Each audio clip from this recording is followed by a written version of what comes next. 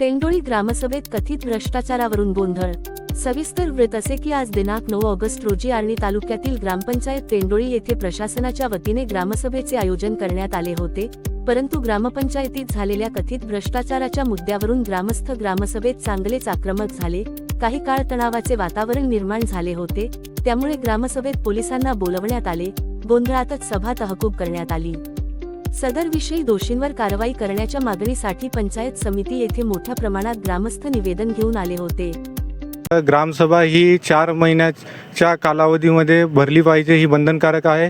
पण ग्रामपंचायतीने 4 महिन्याच्या आत ग्रामसभा घेतली नाही, यावरही कारवाई व्हावी। आणि त्यानंतर पाण्याचे मुद्दे, त्यात भ्रष्टाचार आहेत, रोडाचे मुद्दे, त्यात गोंधळ झालेला आहे, नालीचे मुद्दे, घरकुलीचे मुद्दे, सगळ्या गोष्टीत यांचा भ्रष्टाचार आहेत।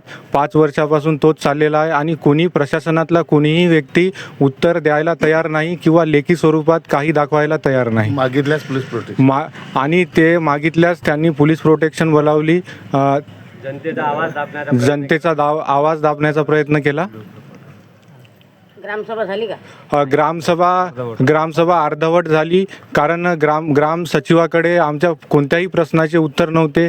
ते फक्त प्रश्नाची दिशाभूल करण्याचे प्रयत्न करत होते आणि ग्रामसभा विस्कळीत करण्याचे प्रयत्न करत होते। गट विकास अधिकाऱ्यांना काय निवेदन दिलं?